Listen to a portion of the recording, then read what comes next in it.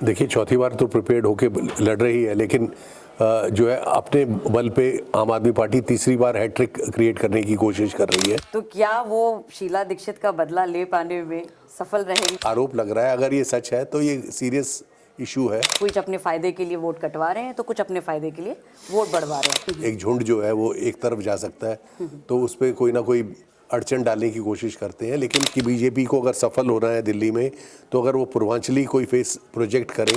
Sir, एक चीज़ हम ये चुनावों में ये देखने को मिल रहा है कि बीजेपी अपना फेस कोई सामने नहीं रख रही है। दिल्ली विधानसभा चुनाव 2025 इस बार काफ़ी अलग भी है और अहमियत भी रखता है। खासतौर से बात की जाए, आम आदमी पार्टी जो अभी भी सत्ता पर काबिज है, चौथी बार चाह रही है कि वो फिर एक बार जीत का परचम लहराए। तो वही बीजेपी, जिसका विजय रथ यही दिल्ली में आकर रुकता है, वो अब चाह रही है कि किसी तरीके से आम आदमी पार्टी से वो लीड करती हुई नजर आए। ऐसे में दिल्ली चुनावों के लिए क्या उनकी स्ट्रैटेजीज रहेंगी, किन किन पार्टी का जोर हमें यहाँ देखने को मिल रहा है। ज़्यादा बातचीत के लिए हमारे साथ पंकज बोहरा जी हैं, जो यहाँ पे एनालिस्ट के तौर पर हमारे साथ हैं, जो दिल्ली चुनाव से पहले हम ये तमाम उनसे सारी राय मशवरा करेंगे। पंकज सर, बहुत बहुत आपका स्वागत है इन खबर डेली पर। धन्यवाद। सर, पहले आपसे मेरा एक ये सवाल है कि अरविंद केजरीवाल चौथी बार ये अपना टर्म रिपीट करने के लिए जो उनकी स्ट्रैटेजीज चल रही हैं, एक लीप अहेड वो कह रहे हैं कि हमने अपनी लिस्ट आउट कर दी है, हम चुनावों में मुद्दे लेकर आ रहे हैं। तो ऐसे में आपको लग रहा है कि आम आदमी पार्टी इस बारी चौथी बार फुल्ली प्रिपेयर्ड होकर चुनावों में उतर रही है? देखिए, चौथी बार तो प्रिपेयर्ड होके लड़ रही है, लेकिन जो है अपने बल पे आम आदमी पार्टी तीसरी बार हैट्रिक क्रिएट करने की कोशिश कर रही है। क्योंकि पहली बार जब अरविंद केजरीवाल मुख्यमंत्री बने थे, तो वो कांग्रेस की सपोर्ट के साथ बने थे और वो सरकार ज़्यादा दिन चली नहीं थी, और जो है कि वो फरवरी में ख़त्म भी हो गई थी। और कांग्रेस के जो 8 विधायक थे, उन्होंने ये बीजेपी की जगह जो है ये आम आदमी पार्टी को सपोर्ट किया था। और आम आदमी पार्टी के 28 थे, तो उन्होंने कुछ देर सरकार चलाई थी, लेकिन उसके बाद वो सरकार को खुद ही गिर दिया था। लेकिन पहली बार अपने बल पे जो है केजरीवाल 2015 में जीते थे, जब से 67 सीट आई थी, और उसके बाद 2020 में उनकी 62 या 63 सीट्स आई थी। तो बीजेपी जो कांग्रेस की एक भी सीट पिछले 2 चुनाव में नहीं आई। तो जो है आम आदमी पार्टी की ये का प्रयास है कि वो फिर से तीसरी बार अपने बलबूते पे सरकार बना पाएंगे नहीं बना पाएंगे ये वक्त बताएगा। लेकिन उनकी इच्छा ये है और उनका यही लक्ष्य है। सर, एक चीज़ हम ये चुनावों में ये देखने को मिल रहा है कि बीजेपी अपना फेस कोई सामने नहीं रख रही है। इस बारी कहीं ना कहीं वो साफ कहते हुए नजर आए कि ये भी जो दिल्ली का चुनाव होगा, हम मोदी फैक्टर पे ही लड़ेंगे। आपको लग रहा है कि कोई चेहरा ऐसा है बीजेपी में जो सामने रखकर बीजेपी आ सकती है चुनावी मैदान में? देखिए, मोदी फैक्टर पे बीजेपी बिल्कुल चुनाव नहीं लड़ेगी। जो है महाराष्ट्र का और हरियाणा के चुनाव में भी मोदी जी, अगर आपको याद होगा, पिछले जो लास्ट के 5-6 हफ्ता जो था, उसमें उन्होंने भाग नहीं लिया था, और उसके बाद बीजेपी जीत गई थी। क्योंकि मोदी जी को भी मालूम है कि अगर वो चुनाव में शरीक होते हैं तो उनको जो है जो कार्यकर्ता बीजेपी का जो है, उनके मीटिंग्स को कामयाब करने के चक्कर में अपना काम भूल जाता है। तो बीजेपी के पास चेहरा नहीं है, लेकिन बीजेपी चेहरा अगर उतारेगी तो उसके ऊपर बहुत कुछ डिपेंड करता है। बहुत लोगों का मानना है कि बीजेपी को अगर सफल होना है दिल्ली में, तो अगर वो पूर्वांचली कोई फेस प्रोजेक्ट करें, चाहे वो मनोज तिवारी हो या कोई और हो, तो जो है तो बीजेपी जो है आम आदमी पार्टी को जो है कि एक बहुत मुश्किल स्थिति में डाल सकती है। क्योंकि आम आदमी पार्टी का अधिकतर वोट बैंक जो है पूर्वांचल का है। तो अब ये तो वक्त बताएगा कि क्या करते हैं। लेकिन बीजेपी ने किसी चेहरे को खुराना जी के बाद डेवलप नहीं किया। खुराना जी, साहिब सिंह वर्मा जी के बाद जो है बीजेपी का कोई ऐसा वो नहीं है। और जो थे उनको आपने साइडलाइन कर दिया, चाहे वो विजय गोयल थे, चाहे हर्षवर्धन थे, चाहे वो जगदीश मुखी थे, चाहे और सुधांशु मित्तल थे, जो दिल्ली से जुड़े हुए लोग थे। तो अब नए चेहरों में अब किसको लाते हैं वो तो वक्त बताएगा। अच्छा सर, एक बात की जाए, अब नई दिल्ली विधानसभा सीट, अब हम यहाँ पे देख रहे हैं कि संदीप दीक्षित को खड़ा कर दिया है अरविंद केजरीवाल के खिलाफ। तो क्या वो शीला दीक्षित का बदला ले पाने में सफल रहेंगे, या आपको लग रहा है कि अपर हैंड है अभी भी अरविंद केजरीवाल? देखिए, मैं तो मानता हूँ अरविंद केजरीवाल का नई दिल्ली में बिल्कुल टोटल अपर हैंड है। संदीप दीक्षित उनको चैलेंज करेंगे नहीं करेंगे वो जानते हैं। लेकिन कांग्रेस की सबसे बड़ी कमज़ोरी यह है कि कांग्रेस के पास संगठन नहीं है। जो शीला जी की लेगेसी के ऊपर वो कहते हैं इलेक्शन लड़ रहे हैं, शीला जी की लेगेसी के ऊपर तो कई इलेक्शन लड़ चुके हैं, तो सब हार चुके हैं। तो इस बार जो है कि वो डायरेक्टली अगर केजरीवाल के खिलाफ लड़ रहे हैं, तो अगर वो हार गए तो इसका मतलब कि शीला जी की कोई लेगेसी नहीं रही। तो इसकी इंटरप्रिटेशन ये होगी। अब सबसे ज़रूरी होता है इलेक्शन के अंदर जब आप उतरते हो, आपका संगठन हो, दमखम हो आपके अंदर, और जो है आप आगे चल के अपनी बात कह सकें। अब एक प्रेस कॉन्फ्रेंस करके या टेलीविज़न के सामने बैठकर जो है कि इंटरव्यू देकर तो लोगों तक पहुंचना मुश्किल होता है। नई दिल्ली की कॉन्स्टिट्यूंसी है, उसमें जो है कि बहुत पेचीदी कॉन्स्टिट्यूंसी है, ज़्यादातर एंटी इस्टेब्लिशमेंट रहती है, और इसमें जो है अब वो कोशिश कर रहे हैं उनको जो है कि उनकी या तो अगर वो बिल्कुल कन्विंस्ड हैं जीतेंगे तो सामने आ जाएगा, नहीं तो उनकी गलतफहमी दूर हो जाएगी। ये दूर हो जाएगी। सर अब देख रहे हैं इन चुनावों में इस बारी तोहफों की बहार है, स्कीम्स की बहार है। बीजेपी की लैंग्वेज में कहे तो रेवड़ियाँ बांटी जा रही हैं, और अब खुद अब बीजेपी भी वही कल्चर कहीं ना कहीं फॉलो कर रही है, उनके भी कहीं ना कहीं दिमाग में है।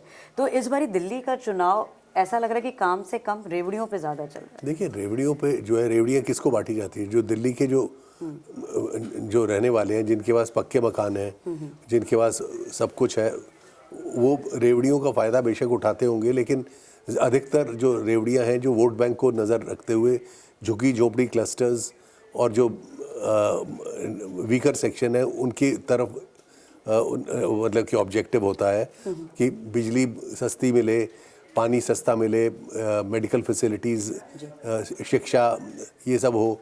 तो सब लोग कर रहे हैं, प्रयास कर रहे हैं।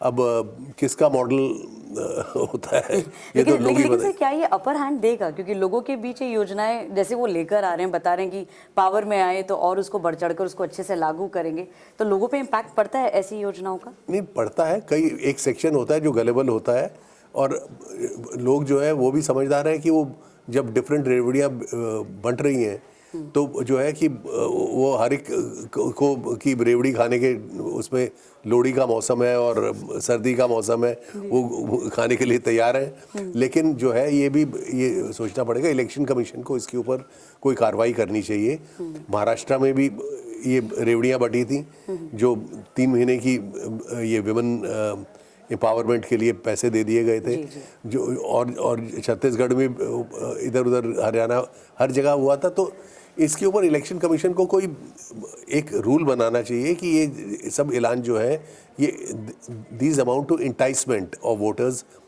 ये जो लेवल प्लेइंग फील्ड है उसको अपसेट करते हैं। खैर ये इसका निर्णय वही करेंगे, तो हम तो ये कह सकते हैं, उनको सुझाव दे सकते हैं कि इसके ऊपर अपनी टिप्पणी ज़रूर करे इलेक्शन कमीशन कि क्या ये वाजिब है कि ये सब कुछ हो रहा है। सर आप दिल्ली की राजनीति से इतने बखूबी वाकिफ़ हैं, क्या आपने कभी ऐसे देखा, क्योंकि इस बार जैसे देखा कि आम आदमी पार्टी ने महिला सम्मान योजना कर दी, तो प्रवेश वर्मा अपने घर बुलाकर महिलाओं को पैसे दे रहे हैं, आम आदमी पार्टी आरोप लगा रही है कि तो खुले में पैसे बांटे जा रहे हैं। तो ये कल्चर सर क्या पता पहले तो कभी देखने को नहीं मिला दिल्ली चुनावों में कि खुलेआम पर ऐसे चल। देखिए ऐसा नहीं था, कभी भी नहीं होता था जी।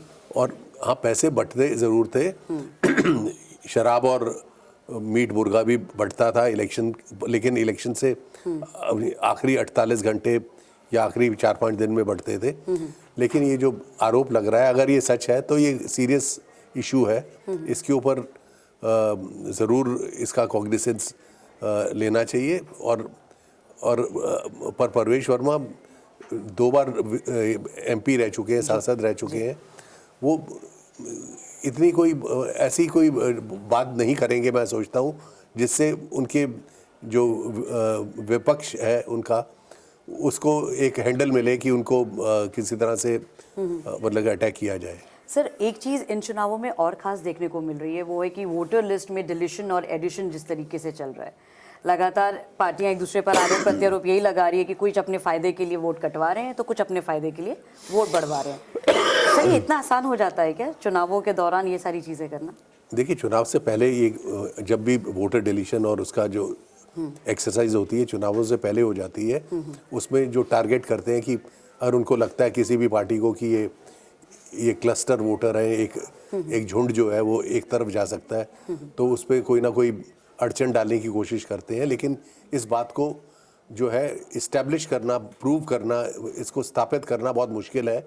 इस पे जो है टिप्पणी इलेक्शन कमीशन के ऊपर के खेमे में ही है।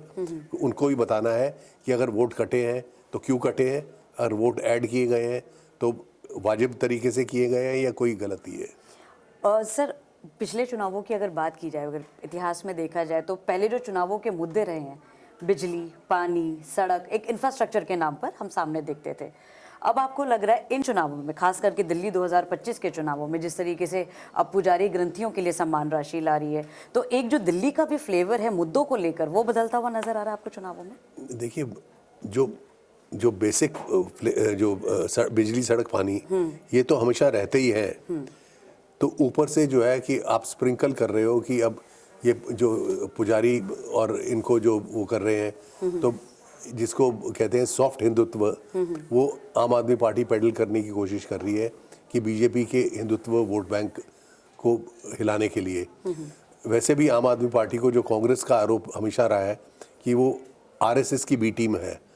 अब एक तरफ से वो ये कर रही है, दूसरी तरफ से जो है उन्होंने आरएसएस के अध्यक्ष, ये सरसंघचालक को खत लिखा है केजरीवाल जी ने कि बीजेपी की ये पॉलिसीज़ को आप करते हो, तो एक तरह से वो आरएसएस से दूरी भी बना रहे हैं लेकिन नज़दीकी भी बना रहे हैं। तो ये टेक्टिकल मूव्स चल रहे हैं। और क्योंकि मुसलमान वोट जो है पिछली बार आम आदमी पार्टी को एन ब्लॉक पड़ा था, इस बार आम आदमी पार्टी को डर है कि मुसलमान वोट या बढ़ जाएगा या कांग्रेस ले जाएगी। पिछली बार दलित वोट आम आदमी पार्टी को एन ब्लॉक पड़ा था, आम आदमी पार्टी को वो है कि बढ़ सकता है या कम हो सकता है। तो ये सब मुद्दे हैं जिनके ऊपर अभी अनफोल्डिंग स्ट्रेटजीज हैं हर पॉलिटिकल पार्टी की चल रहा है। सर, एक मैं कांग्रेस की तरफ से आपसे ये सवाल पूछना चाहूँगी। अब ये जो कांग्रेस पार्टी जिस तरीके से चुनावी मैदान में उतर रही है, अगर कांग्रेस वोट पाने में कामयाब रहती है, शेयर ले पाती है अपना, तो उससे किस पार्टी को नुकसान और किस पार्टी को फायदा होता हुआ दिखेगा सर? देखिए, अधिकतर लोग सोचते हैं कि अगर कांग्रेस ज़्यादा अच्छा परफॉर्म करेगी तो बीजेपी को फ़ायदा होगा। मेरी थ्योरी ये है कि अगर कांग्रेस अधिकतर अच्छा परफॉर्म करेगी ग्राउंड पे तो उसका फ़ायदा आपको होगा। आप पूछेंगे क्यों? क्योंकि देखिए, आपको पिछली असेंबली पोल्स में 50% से ऊपर 54 के करीब शायद परसेंटेज हुई थी। बीजेपी का जो वोट बैंक है दिल्ली में स्टैटिक है, कोई भी इलेक्शन हो 32% से वो शुरुआत होती है और उसके ऊपर उभरते हैं। लोकसभा इलेक्शन में बहुत अच्छा परफॉर्मेंस था, दिल्ली में 7 सीटें जीती थी। तो 32% का अगर बेस मान के चलो तो 32% से अगर ऊपर वो जाएगी बीजेपी तो आम आदमी पार्टी की वोट खाएगी ना।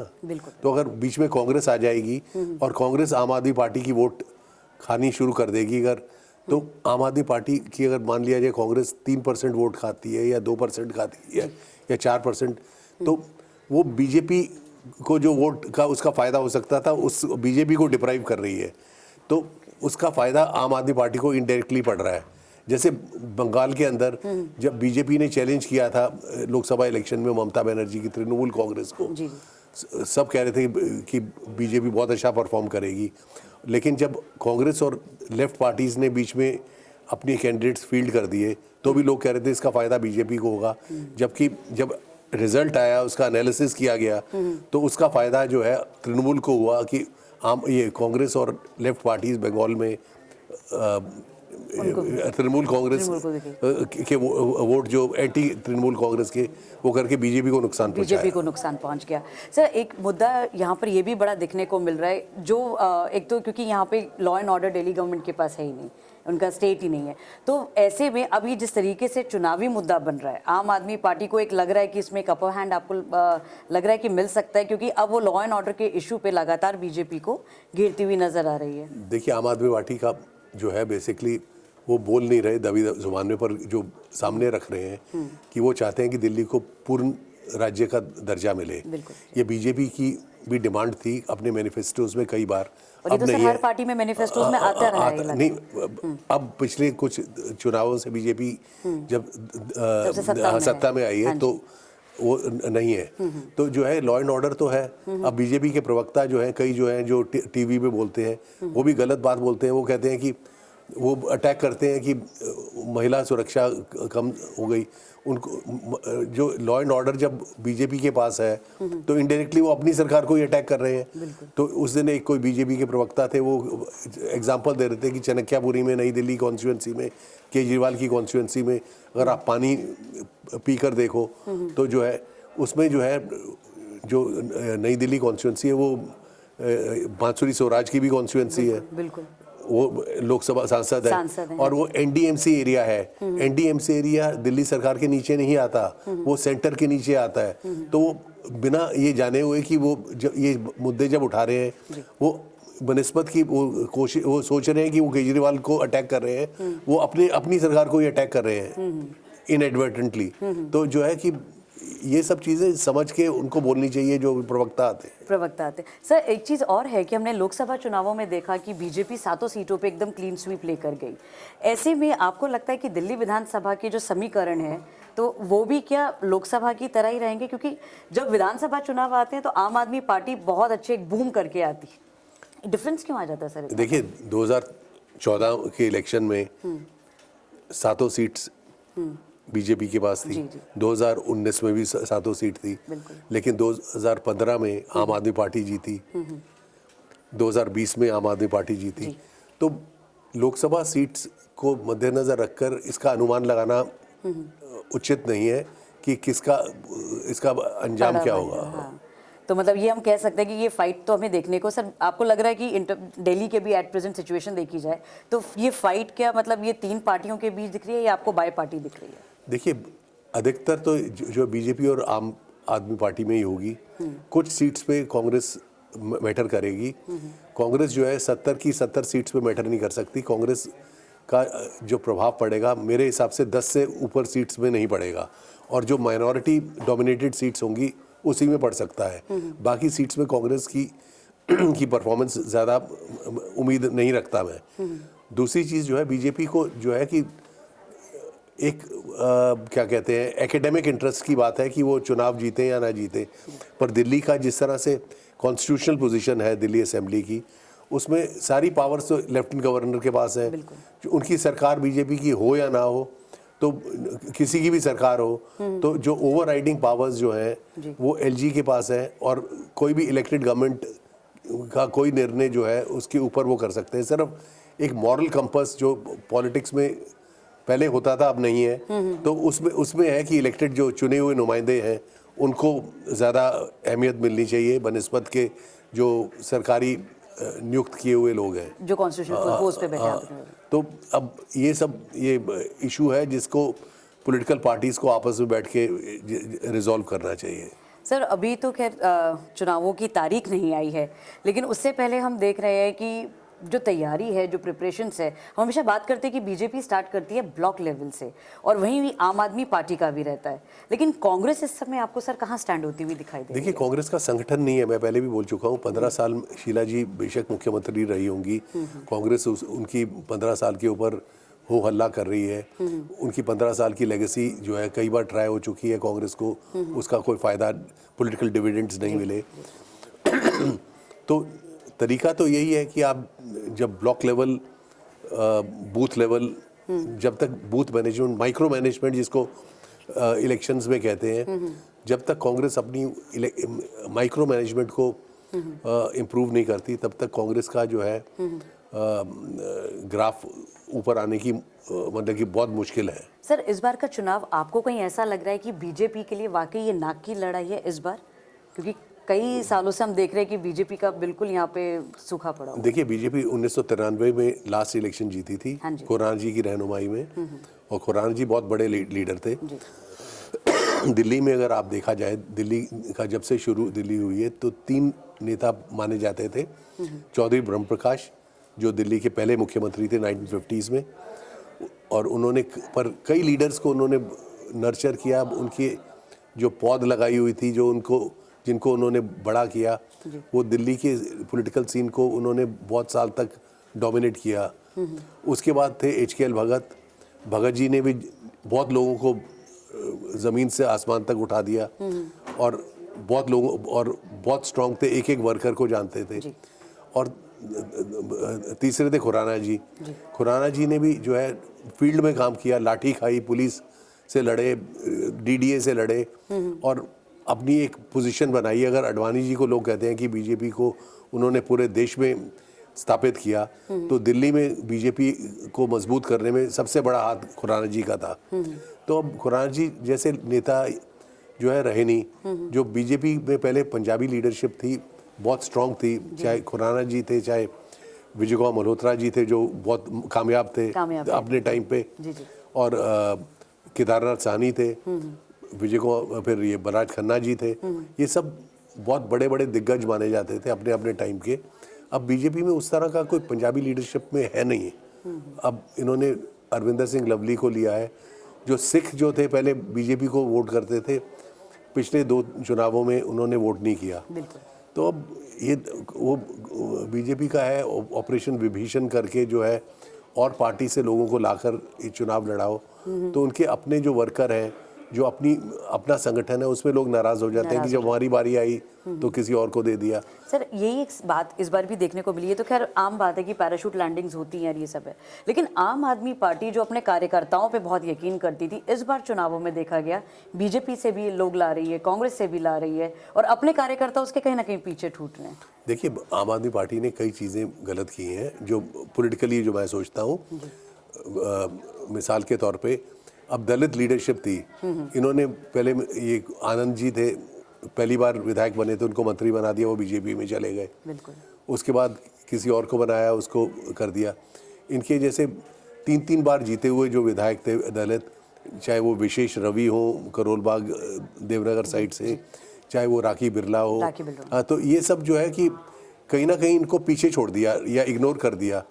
अब इनको अपने आप को जो इंट्रोस्पेक्शन करके ये देखना है कि कहाँ पे हम गलत हुए। तो पर ब्लॉक लेवल और ग्रास रूट माइक्रो मैनेजमेंट के बिना कोई इलेक्शन जीता नहीं जा सकता। लेकिन आपको लग रहा है सर आम आदमी पार्टी माइक्रो लेवल पे दे आर वर्किंग गुड?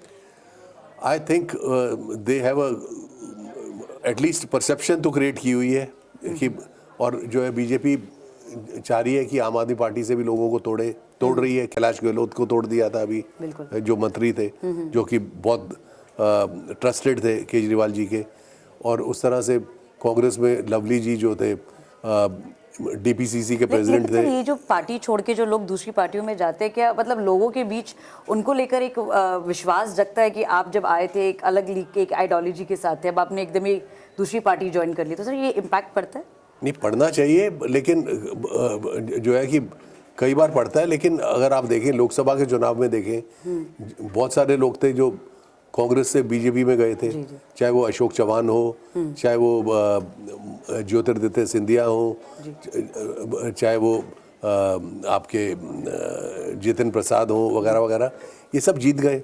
तो जो है कि तो लोगों ने इसका मतलब कि उनको जो है कि चुना है, तो उनको लोगों की मैंडेट है, तो इसलिए लोग डिफरेंट तरीके से रिएक्ट करते हैं, किसी के बारे में कुछ बोलते हैं, किसी के बारे में कुछ बोलते हैं। पंकज सर, आपका आंकलन क्या कहता है दिल्ली में इस बार? आपको क्या लग रहा है कि कौन से ऐसे मुद्दे हैं, राजनीतिक मुद्दे, जिसको लेकर लोग वाकई काफ़ी अपनी कंसर्न और आगे पुट फॉरवर्ड रखते हैं और चाहते हैं कि उसको ध्यान में रखा जाए? देखिए, दिल्ली में एज सच कोई ज़्यादा मुद्दे नहीं बनते, क्योंकि दिल्ली में जो अधिकतर पॉपुलेशन है कि वो अपने आप को दिल्ली को अपना घर ही नहीं मानती, कि मिक्स ऑफ कल्चर नहीं, मतलब 70-80% लोग हैं जिनका घर, कोई किसी का घर बिहार में है, किसी का मद्रास में है, किसी का कहीं और है। तो जो है कि जब तक अपनापन जिस शहर में आप रहते हो कि उससे ना हो, जब तक आप जिस शहर में रहते हो उसको अपना ना मानो, तो आप उधर उस शहर के मुद्दों के साथ अपने आप को आइडेंटिफाई नहीं कर सकते। दिल्ली की जो बदकिस्मती है, जगप्रवेश चंद्रा जी होते थे, चीफ एग्जीक्यूटिव काउंसलर होते थे, वो उनकी फेवरेट स्टेटमेंट होती थी इनका कि Delhi is everyone's mistress, nobody's wife. तो जो है ये अब दिल्ली में मुद्दे हैं, बहुत सारे मुद्दे हैं, डिफरेंट वर्ग के लिए डिफरेंट मुद्दे हैं। एक जो पूर्वांचली हैं उनके लिए डिफरेंट मुद्दे हैं, जो पहले से बसे हुए हैं उनके लिए डिफरेंट मुद्दे हैं, कि property circle rates, power, infrastructure programmes, बिजली, सड़क, पानी, ये सब चीज़ें तो हमेशा रहती हैं, और हेल्थ केयर और ये है। अब ऊपर से सुपरफिशियल इसमें ये रेवड़ी बांटना हो जाता है, फ्री बाइस की हाँ, तो उसमें हाँ। जो असली मुद्दे छुप जाते हैं। और क्योंकि असली मुद्दों पे कोई भी पार्टी काम मतलब बात नहीं करना चाहती, क्योंकि सबकी उपलब्धियां जो है जब भी वो पावर में रही हैं, असली मुद्दों पे इतनी कोई वो नहीं रही। ये सर ऐसा भी देखा गया है पुराने चुनावों में, जब आप सत्ता में नहीं रहते तब दिल्ली को पूर्ण राज्य के दर्जे के लिए हर कोई बात करता है, जैसे ही आप पावर में आ जाते हैं तो वो वाला जो पूर्ण राज्य का एक मुद्दा है वो पीछे ही छूट जाता है। देखिए उसके कई कारण हैं। अब जो सत्ता में, जो सेंटर में गवर्नमेंट होती है, उसमें बेसिकली ब्यूरोक्रेट्स जो है वो कंट्रोल करते हैं। तो जो अफसरशाही है उनको दिल्ली के ऊपर वो ही राज करती है, चुने हुए नुमाइंदे थोड़ी करते हैं। तो कभी वो जो सत्ता जो दिल्ली वालों को लेने ही नहीं देती, जो चुने हुए लोग हैं। दिल्ली में मेट्रोपॉलिटन काउंसिल होती थी, तो दिल्ली मेट्रोपॉलिटन काउंसिल को 1989 में भंग किया गया और सरकारी कमीशन बनाई गई कि कॉरपोरेशन और मेट्रोपॉलिटन काउंसिल का एक नया चेहरा रखा जाए और न्यू सेटअप क्रिएट किया जाए, और जिसमें मल्टीप्लिसिटी ऑफ अथॉरिटी जो है दिल्ली में, इसको कम कर दिया जाए। तो सरकारिया कमीशन के साथ वो बालकृष्ण जी थे, वो रिटायर्ड ब्यूरोक्रेट थे, वो भी जुड़ गए।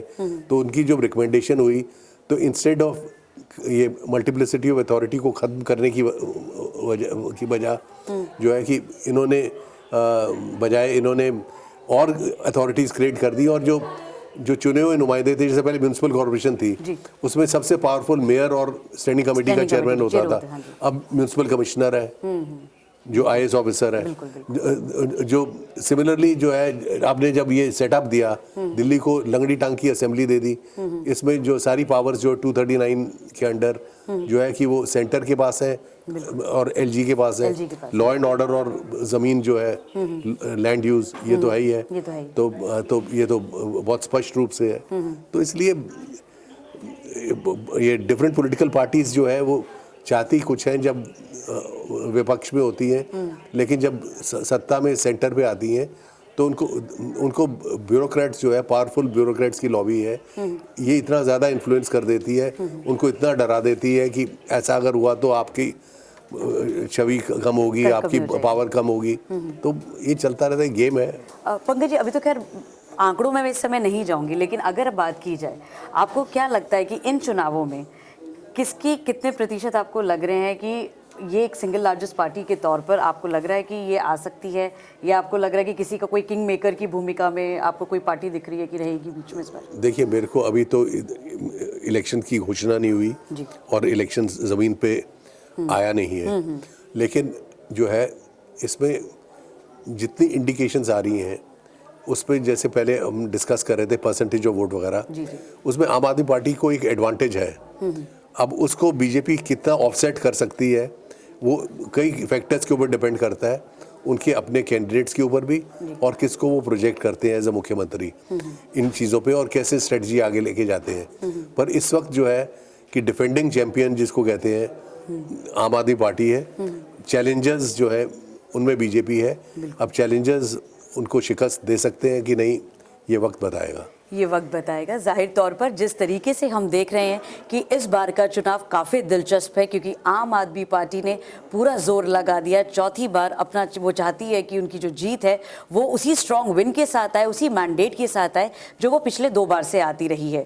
वहीं बीजेपी अपना रुख साफ कर चुकी है और सीधे तौर पर ये कह रही है कि कोताही नहीं बरतना चाहती। उम्मीदवारों को लेकर जो वो लिस्ट जारी भी करना चाह रही है उसमें भी वो थोड़ा टाइम ज़रूर ले रही है, लेकिन उनका पेशेंस लेवल यही है कि भाई स्ट्रैटेजीज पर हम वर्कआउट करके तभी दिल्ली के चुनावी मैदान में उतरेंगे। फिलहाल ऐसे ही चुनावी के जो जितने भी हम तमाम जो इनपुट्स हैं वो आपके पास लेकर आते रहेंगे। पंकज जी, आपका बहुत बहुत शुक्रिया हमारे शो में जुड़ने के लिए। और दिल्ली चुनाव को लेकर क्या एनालिसिस रहेंगे, क्या एनालिटिक पॉइंट ऑफ व्यू रहेंगे, चुनाव अभी और क्योंकि चढ़ेगा और रंग बदलेगा, ये सियासी पारा क्या रुख लेता है, इस पर हम आगे चर्चा करते रहेंगे। अभी तक के लिए इन खबर दिल्ली से इतना ही।